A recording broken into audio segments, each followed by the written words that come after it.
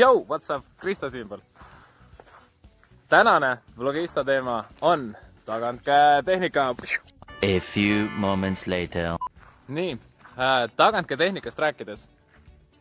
Alustan kõigepealt sellest, et iga tehnika discgolfis nõuab harjutamist, tundide viisi praktiseerimist ja nii on. Baas. Ehk siis selleks, et me saaksime natukene tagantkäe tehnikast aimu, on meil kõigepealt oluline saada paika baassammud. Seega, baas. Ehk siis baasasend. Kuidas võiks baasasend välja näha? Näitan seda siis külgvaates kõigepealt.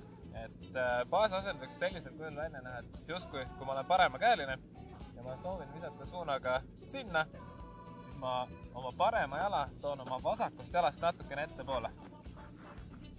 Ja põhjus on sellepärast, et siis see aitab mul keerata või see aitab mul avada puuse sissepoole, kui ma teen reachbacki. Ehk siis see koht siin, reachback. Ja järgmine etapp on see, et kui sul on see jalgatasand paigas, vasaku jala varba ots jookseb enam-vähem parema jala siis sisekülge, siis reachback, käsin sirgjooneliselt. Ja liikumise üks oluline märksõna on see, et sa alustaksid liikumist küünarnukist ja sirgjooneliselt. Külje pealt vaates. Üks küünarnukk. Ja järgmine põhjus, miks seda küünarnuki osa nagu jälgida, on sellepärast, et sul õlg ei tõuseks ülesse poole. Et ma arvan, et paljud on näinud selliseid viskajaid või tehnikaid, kus inimene hakkab viskama ja siis ta automaatselt keerab keha ette ja õlg tõuseb ülesse poole. See on üks põhikoht, kus tekivad õlavigastused. Puhtalt sellepärast, et siis sa viskad õlaga ja su käsi on juba hiljaks jäänud ka. Seega minu soovitus on see, et siruta käsi, liigu küünarnuki järgi. Ja liigutused. 1, 2 ja 3 on siis follow through liigutus, et sa lähed siit täiesti läbi. Ja oluline on lihvida just seda siis teist ja kolmandat osa. 1, 2, 3. Kui ma teen seda kiiremini, 1, 2, 3. Ehk siis see 2, 3 muutub üheks liigutuseks. Seda peab lihvima.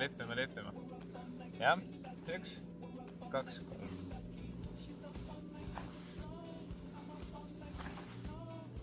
A little later. Selleks, et see video oleks siis komplektne, teen ühe viskekettaga ka.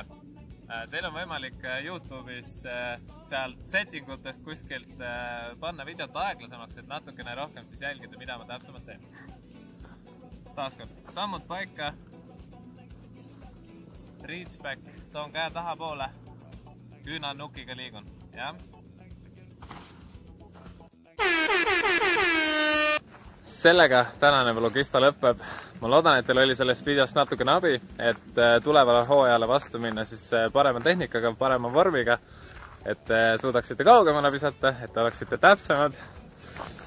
Ja minu poolt selles korras kõik. Näeme varsti.